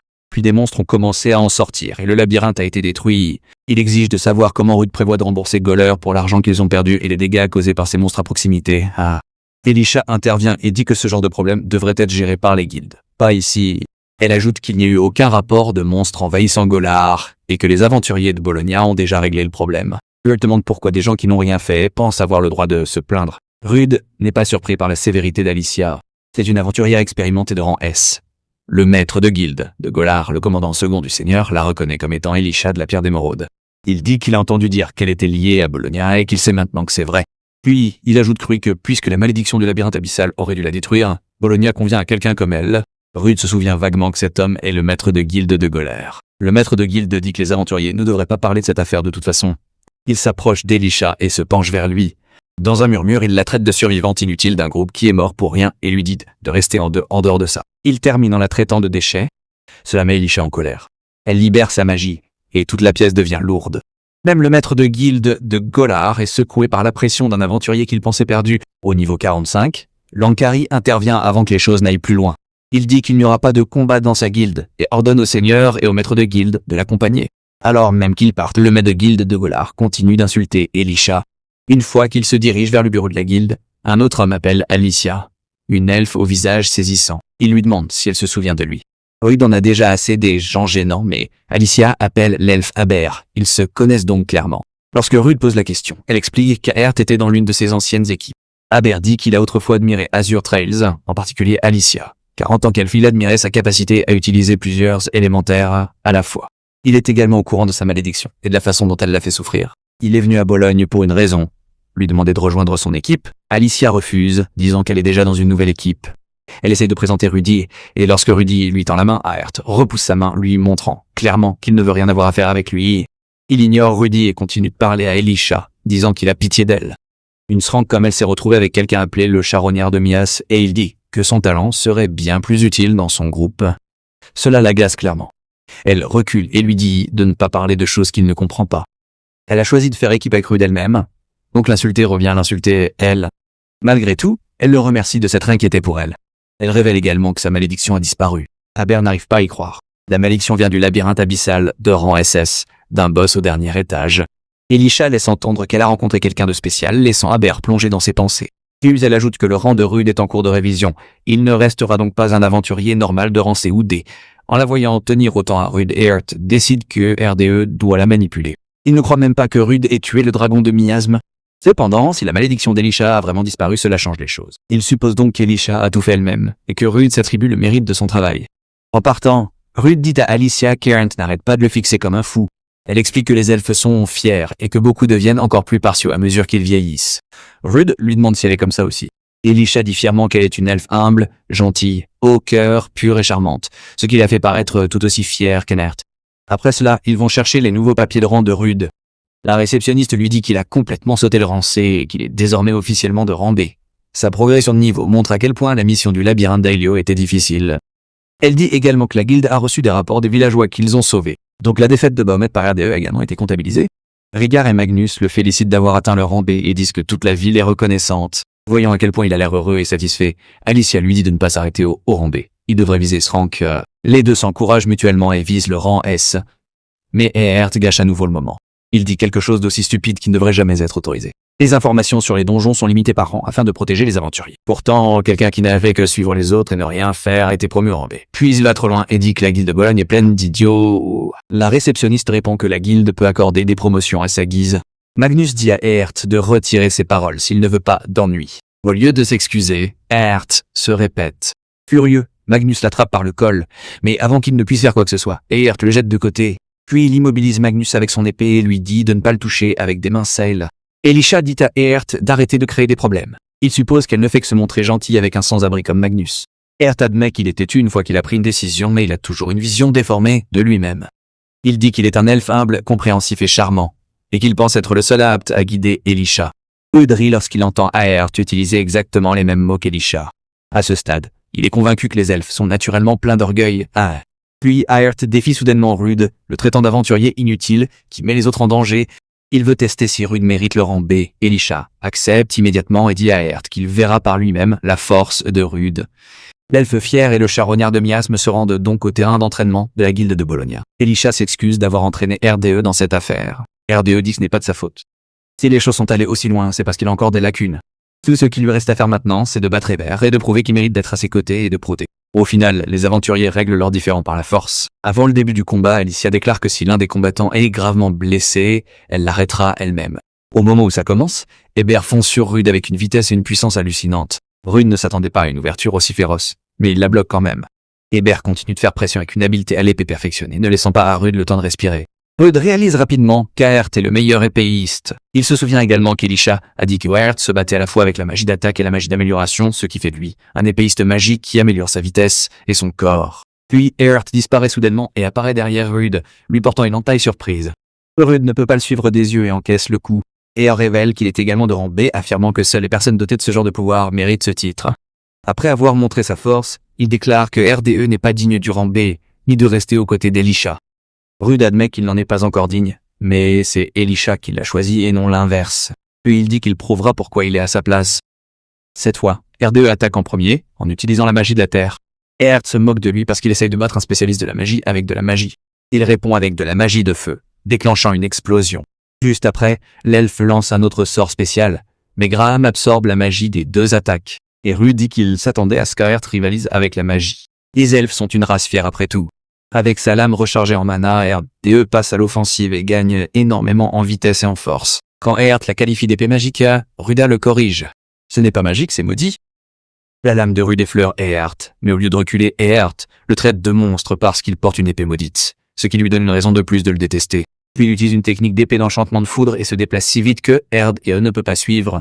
Après cela, Eärth utilise une paume de foudre et envoie de l'électricité dans tout le corps de Rude. Pensant que ses attaques de foudre consécutives l'ont achevé, il dit à Alicia d'annoncer le vainqueur. Mais ce à quoi il s'attendait le moins arrive.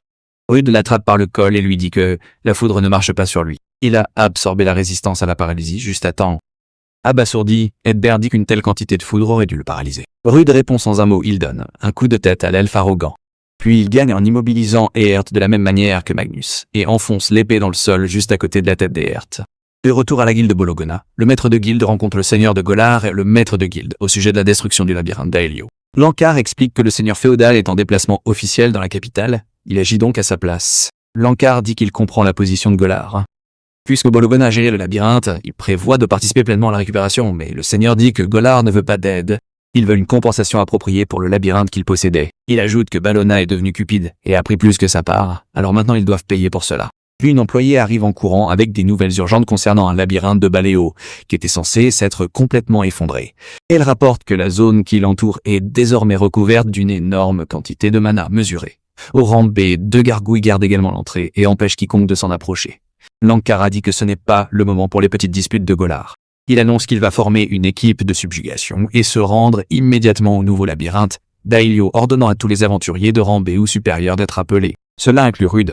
Une fois que tout le monde est rassemblé dans le bureau de Lankar, il leur dit que le cycle du labyrinthe a commencé et d'ailleurs ils ont été appelés ici pour l'arrêter aussi vite que possible. En entendant cela, Rude demande à Alicia qu'est un cycle du labyrinthe. Elle dit que c'est un événement rare où un labyrinthe évolue, et elle n'en a entendu parler que quelques fois. Donc, ce sera la première fois qu'Alicia entrera dans un labyrinthe en évolution. Pourtant, elle s'inquiète du mana de rang B qui circule dans l'endroit. Rude pense qu'ils s'en sortiront. Il est de rang B, et des rangs A arrivent aussi.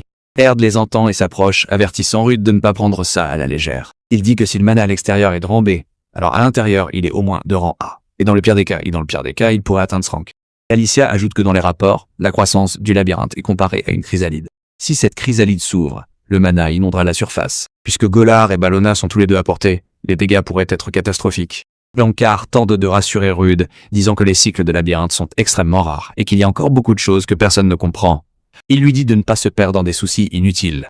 Puisque Rude est celui qui a nettoyé le donjon avant, Lankar se dit qu'il comptera sur lui. Plus tard, les aventuriers sélectionnés arrivent au labyrinthe. Comme l'a dit l'employé de la guilde, des gargouilles montent la garde à l'extérieur. Rude les évalue et apprend que leurs monstres de niveau 50 sont axés sur l'endurance, avec plusieurs compétences qu'il connaît déjà. Cela confirme qu'ils sont encore plus forts que les scarabées roulants. Puis l'une des gargouilles regarde RDE droit dans les yeux, même s'il pensait qu'ils étaient trop loin pour réagir. Une seconde plus tard, les deux monstres chargent le groupe. Ils commencent par un souffle pétrifiant, mais Sylphie efface l'attaque. Malgré tout, l'un d'eux passe la ligne de front et s'en prend à Alicia. Lankar la sauve juste à temps, tandis que l'autre gargouille est coupée en deux par le maître de guilde de Golar. Les deux maîtres de guilde disent à tout le monde de rester à proximité et de les suivre. Rude est tenté d'inspecter la gargouille. Il veut même la manger, mais abandonne lorsqu'il apprend qu'elle peut se régénérer. Lorsqu'il tente de brûler le corps pour arrêter cette régénération, le maître de guilde de Golar se demande ce qu'il fait. Le groupe s'enfonce plus profondément dans un labyrinthe de baléo. Il y a quelques jours, il était rempli de miasmes, mais maintenant la densité est plus faible, ce qui montre que la nature du labyrinthe a changé. Mais Rude remarque que la disposition a toujours été globalement la même. Alicia dit que cela ne signifie pas qu'ils sont en sécurité. Une fois qu'ils atteignent les couches de la Mate, tout peut arriver. Et même si la disposition reste la même, les monstres deviendront certainement plus forts. Peu de temps après, une meute de monstres les attaque. Lankari choisit le plus gros, le boss, et dit aux autres de s'occuper des ennemis plus petits. Le maître de guilde de Golar utilise alors sa compétence spéciale, Honneur du guerrier, qui renforce l'attaque physique des aventuriers autour de lui. Lorsque le combat commence, les aventuriers prennent rapidement le contrôle. Rude, cependant, remarque que l'honneur du guerrier ne l'a pas affecté. Son annulation de statut anormal a annulé le buff. Lankar se concentre sur le monstre boss, se battant comme un tank parfait tout en continuant à porter des coups chaque fois qu'il le peut. Le combat se termine rapidement. Il écrase le boss avec une puissance brute. Tout le monde s'en sort bien, sauf Rude qui est sous le choc après avoir réalisé que sa compétence d'annulation bloque également la magie de soutien. À chaque fois qu'un aventurier est à la traîne, les autres interviennent pour le couvrir. L'un d'eux dit ces monstres sont difficiles à déchiffrer et leur faiblesse n'est pas évidente. L'équipe décide donc de les submerger par la force. Ils continuent de se battre. Chacun montre ses compétences de prédilection. Les monstres sont coriaces, mais le travail d'équipe du groupe l'emporte. Juste après que les petits ennemis soient tombés, un autre monstre attaque, surgissant du sous-sol. On dirait un mélange tordu de scarabée et de 1000 pattes. Une fois de plus, l'équipe travaille ensemble et le terrasse. Rude ne se contente pas d'observer un bon travail d'équipe. Il est frustré parce que tout le monde écrase des monstres pendant qu'il ne fait rien. Puis il remarque des parasites enfouis dans les cadavres de ces monstres hideux. Pour la première fois depuis longtemps, il se sent utile. Utilisant les principes de la magie de la Terre, il attaque directement les parasites, mais ses pics sont annulés. Les parasites ont la capacité d'éliminer la Terre, une compétence qui neutralise la roche et la Terre. Lorsque Rude échoue, le maître de guilde achève le monstre en lui coupant la tête.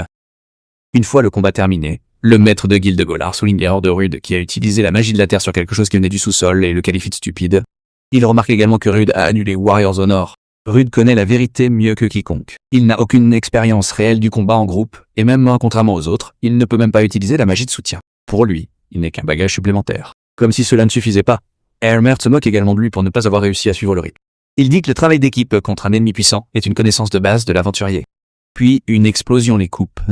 Lorsqu'il se retourne, il voit Lankers combattre un monstre géant contrôlé par des parasites.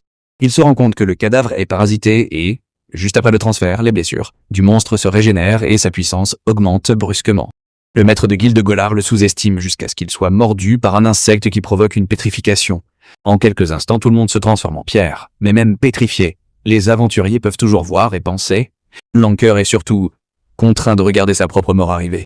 Rude le sauve en utilisant la manipulation de fil pour le tirer en arrière. En annulation de statut anormal l'a protégé de la pétrification. Et il n'a pas été le seul à être épargné. Il a également sauvé Alicia en utilisant substitut sur elle. L'ennemi s'appelle Chaos Mouse, et la plupart de ses statistiques sont consacrées à la santé et à la force. Ses plus grandes menaces sont le combat rapproché et la régénération. Rude remarque également qu'il ne semble pas résister à la magie. Alors avant de se précipiter, il demande à Alicia de briser sa position avec de la magie. Elle se prépare immédiatement. Elle appelle Nomia et Sylphie et les esprits déchaînent leurs attaques, repoussant Chaos Mouse. Puis le monstre se transforme, une bouche se développant là où il ne devrait pas y en avoir. Cela indique à Rude qu'il peut changer de forme quelle que soit sa position. Chaos Mouse leur lance d'autres minuscules insectes pétrifiants, mais Rude utilise Lightning Cloak pour les faire exploser. Le monstre se précipite alors pour un combat rapproché, mais Alicia le repousse avec sa magie. Rude utilise cette ouverture, active Flash Step et frappe le monstre en plein vol. Il rate tout de même un coup franc car il change de trajectoire. Lorsqu'il atterrit, il est en difficulté. Le monstre lui saute dessus par derrière. À ce moment critique, Lankars le percute et le repousse. Rude demande comment il a brisé la pétrification. Lankars dit qu'il a fait circuler du mana dans son corps et a forcé l'effet à se dissiper. Maintenant, ils se préparent tous les deux à frapper. Rude verse du mana dans son épée et porte un coup franc, coupant le monstre en deux. Il réalise également qu'il peut contrôler la quantité de mana qu'il injecte dans la lame. L'une des compétences de Chaos Mouse est la régénération. Et lorsqu'elle commence à guérir, Rude tire des dards venimeux pour l'arrêter. Alicia est stupéfaite lorsque le poison se propage plus vite que le monstre ne peut récupérer. Rude lui rappelle qu'il a reçu cette attaque du dragon miasme et elle lui reconnaît le mérite d'avoir sauvé tout le monde. Lankars demande à Rude d'expliquer ses pouvoirs aux autres. Rude accepte. Sans explication, il ne pourra pas aider tout le monde correctement. Après avoir soigné les aventuriers, il leur raconte toute son histoire. Lankars dit que cela semble incroyable, mais après avoir vu le combat, il accepte que Rude ait vraiment des compétences de monstre. Eber est stupéfait et qualifie Rude d'incroyable, disant que de toute sa vie, il n'a jamais vu un miracle comme celui-ci. Rude lui rappelle toutes les insultes de tout à l'heure. Pourtant, maintenant, AR dit qu'il est digne de se tenir aux côtés d'Alicia. Lorsqu'un aventurier lui demande s'il peut vraiment manger des monstres, RDE dit qu'il le prouvera, tant que personne ne s'en soucie. Il explique que la viande doit être cuite lentement jusqu'à ce que l'intérieur soit entièrement cuit. Ensuite, l'odeur doit être recouverte d'herbe. Après cela se transforme en nourriture qui sent bon et qui a vraiment l'air délicieuse. Les autres aventuriers sont tentés par les grillons taupes et les gargouilles cuites et appétissantes de Rude. Le maître de guilde de Golard demande si manger des monstres restaure également la puissance magique, mais Rude le corrige. Cela restaure le mana, pas la magie. Le maître de guilde dit qu'il n'a ressenti aucun mal provenant de la viande de démon. Au lieu de cela, elle dégageait quelque chose de presque sacré. Après cela, le maître de guilde de Golard suggère de revenir en arrière et d'attendre des renforts car ils en savent encore trop peu sur les monstres du labyrinthe. Lancer soutient que plus ils attendent, plus le cycle du labyrinthe changera. Faisant confiance à des alliés comme Alicia et Rude, Lankars décident de nettoyer le labyrinthe sans attendre de renfort. Rude leur dit que si la disposition du donjon est toujours la même, la salle du boss devrait être proche. Mais un autre problème les arrête. La dernière fois, Rude et Alicia se sont frayés un chemin à travers une route bloquée pour atteindre le dragon des miasmes, ce qui a laissé le passage encore plus enfoui sous les décombres. Ils avaient oublié l'éboulement. Lankars est frustré. Après être arrivé jusque-là, faire demi-tour semble être la seule option.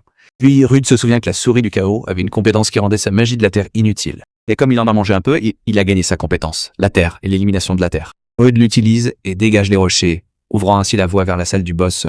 Léon. Plus tard, le groupe trouve l'œuf du dragon blanc dans l'une des salles du labyrinthe. Même Lankars, un maître de guilde, n'en a jamais vu un en personne.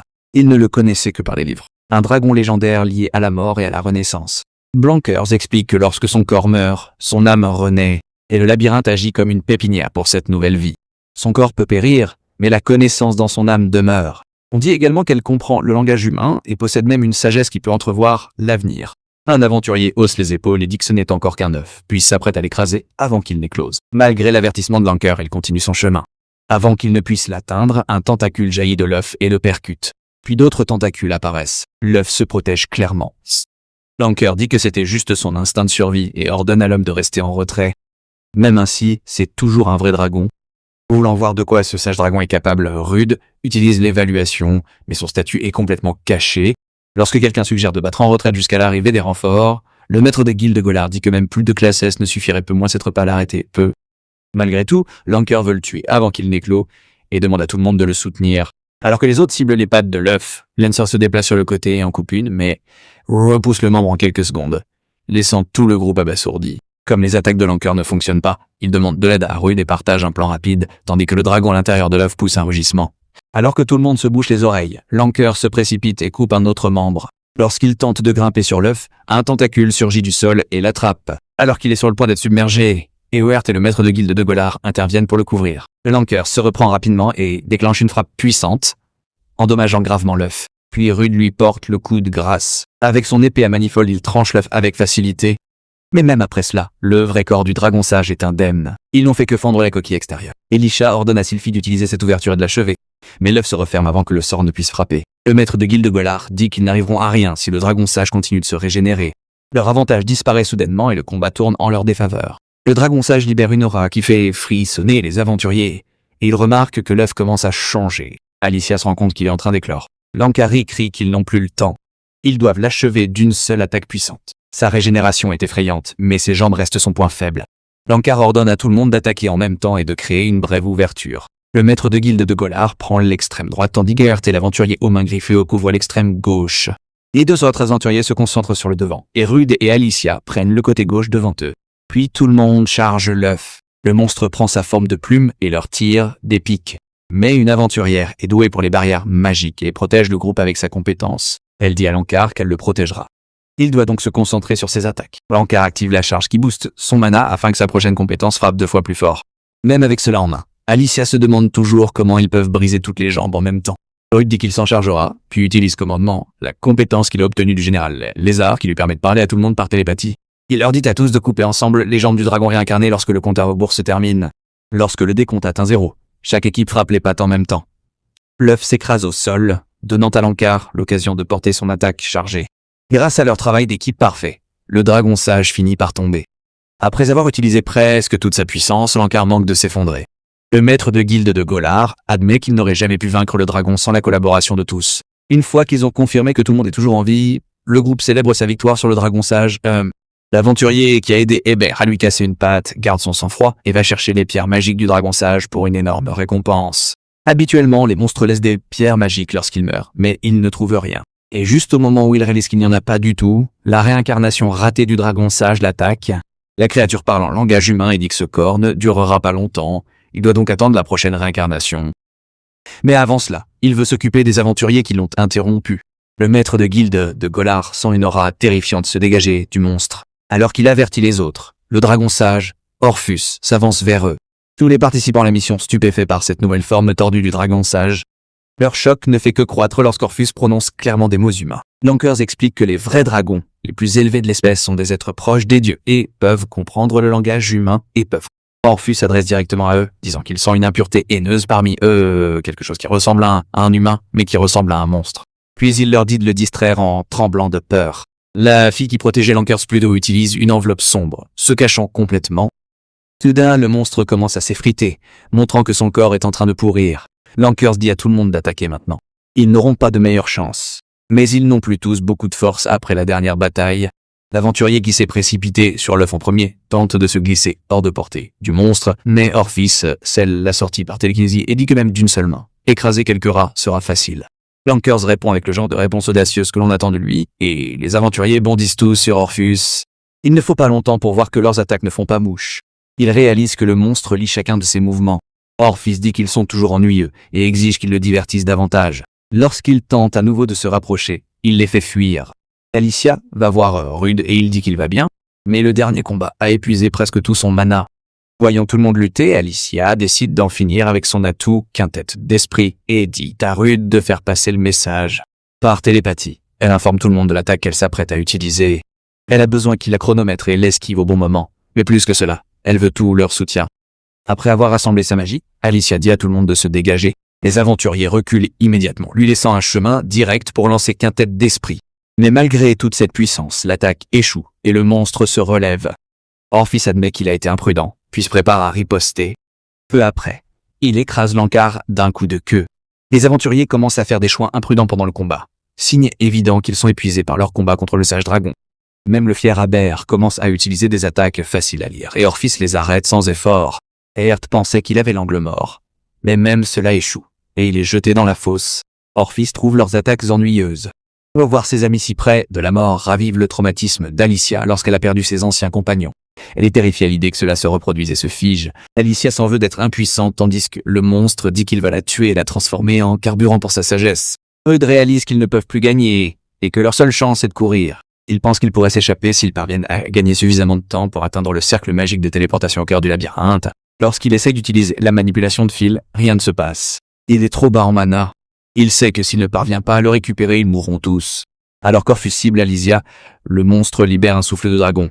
Mais Alicia le bloque avec l'aide de Silide. Le maître de guilde Golard saute également en utilisant une lame volante, mais le monstre l'arrête avec de la magie. puis Orphis riposte avec des balles d'eau.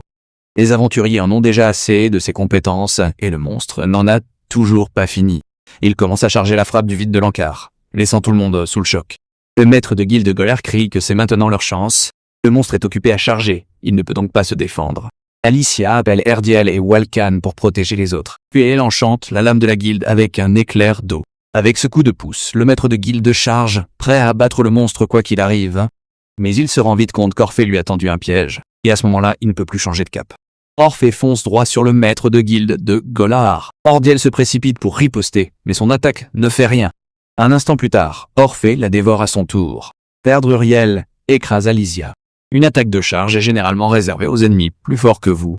Pour vous exposer, mais la récompense est une puissance énorme. Orphée demande d'un air moqueur à Alicia si elle veut savoir pourquoi il a utilisé quelque chose d'aussi puissant sur de faibles petits rats. Il dit qu'il l'a fait juste pour voir le désespoir se répandre sur le visage des aventuriers. Puis Orphée se penche, prêt à savourer le goût d'un elfe. À ce moment-là, RDE percute Orphée et l'éloigne d'Alicia Naken. L'attaque sournoise fonctionne. Rude déchire tellement le visage du monstre qu'un de ses yeux sort. Après avoir encaissé ce coup sauvage, Orphée réalise que Rude a mangé sa coquille d'œuf et est devenu quelque chose d'inhumain. Rude est toujours conscient de tout, mais il ne peut pas contrôler son corps. Trop de mana le traverse. Alors qu'il commence à perdre le contrôle, il met rapidement Alicia en sécurité. Orphée est curieux que RDE ne se soit pas complètement transformé en monstre après avoir absorbé autant de mana, mais il continue de le considérer comme insignifiant. À chaque seconde, RDE brûle de plus en plus. Il se sent lui échapper. La fille de l'équipe de subjugation de Lankars lui dit que son contrôle du mana est un désastre et pose une main sur son dos en utilisant un sort sans champ pour l'aider. Après cela, le mana à l'intérieur de Rude commence enfin à se stabiliser. Elle lui tend également son épée et lui dit d'achever le lézard mourant. Sa provocation met Orphée en colère, et il se jette sur Rude pour le tuer, mais trop tard. Rude le coupe net en deux. D'un seul coup, il court immédiatement vers ses amis et tente de soigner leurs blessures. Il utilise le contrôle des fils pour refermer les profondes coupures, mais cela ne fonctionne pas. La fille prévient que tout le monde, sauf eux deux, est gravement blessé, et que s'ils ne le font pas, ils doivent agir vite. Les faire tous sortir sera presque un peu impossible. Elle demande s'ils doivent attendre des renforts, ou ramener les gens en ville un par un, mais Rude est déjà sur le point de s'effondrer, lui aussi. La fille déplace de force son mana pour le renforcer un petit moment. Même en mourant, le monstre jure qu'il ne les laissera pas partir sains et saufs. Il les entraînera avec lui. Le labyrinthe commence à s'effondrer, montrant qu'Orphée en était le noyau. La fille crie qu'ils doivent sortir avant d'être écrasés, mais suit son instinct et se précipite vers Alicia, inconsciente. Le bruit des décombres qui tombent réveille Alicia. Lorsqu'elle ouvre les yeux, Rude lui dit qu'il a vaincu le dragon de la sagesse et qu'ils doivent maintenant s'échapper du labyrinthe. Alicia admet qu'elle n'a plus de mana et qu'elle ne peut plus bouger. Elle lui dit de la laisser derrière elle. Rude a du mal à comprendre cela. Il pense qu'elle est à court de mana parce qu'il a poussé trop loin. L'autre fille le presse de courir maintenant, où ils seront tous enterrés vivants. Mais Rude dit qu'il ne peut pas abandonner ses amis. Elle part, en disant qu'elle le respecte, mais pas son choix. Rude sait à quel point les choses vont mal. Pendant un moment, il envisage de s'enfuir seul avec Alicia, mais rejette cette idée car il ne peut pas abandonner les autres. Désespéré, il cherche un moyen de sauver tout le monde. Pendant qu'il réfléchit, Alicia lui dit de courir. C'est ce que leurs camarades voudraient. Un Lankarsi à peine conscient dit la même chose. Il rappelle à Rude que les aventuriers perdent souvent des compagnons et si ceux qui peuvent vivre ne survivent pas, quelle fierté peuvent avoir les morts. Hébert l'avertit que d'autres monstres se rassemblent dans le labyrinthe. Ils sont sur le point d'envahir le groupe, mais Rude déclare qu'il ne laissera personne mourir. Alicia n'arrête pas de lui dire de partir, mais il refuse. Il s'énerve d'être toujours le perdant qui ne peut sauver personne. Les gens l'appelaient le charognard de Miasma et l'ont méprisé toute sa vie. Alors quand Alicia a accepté son secret et lui a demandé de rejoindre son groupe, cela a pris tout son groupe, cela a pris tout son... Il était tout aussi heureux quand la guilde l'a reconnu comme un aventurier. Maintenant il jure qu'il n'abandonnera pas les camarades qui lui ont fait confiance. Avec une poussée d'adrénaline, il se souvient des mots du héros qui a sauvé son village. Des mots gravés dans son cœur. Ne jamais abandonner, peu importe la difficulté. Sur ce, Rude se lance dans le combat pour sauver la vie de tous. Pourtant, il se rend vite compte que les monstres sont bien trop nombreux. Quand l'un d'eux s'approche, Rude tente d'esquiver, mais se blesse quand même. Puis l'un des monstroïdes de tout à l'heure lui mord le bras et le laisse sans défense. RDE utilise l'autocoupure et se sectionne le bras. Et ce n'est pas sa seule compétence spéciale. Il active la régénération et fait repousser le bras. Puis il charge le monstre, enfonçant Gram, son épée maudita, dans son corps. La lame toujours enfoncée dans son ventre, il libère un éclair enveloppé, s'attendant à ce qu'il tombe, mais la meute de monstres ne subit pratiquement aucun dégât. Et encore, celui qui a absorbé l'éclair enveloppé entier riposte et envoie Rude valser.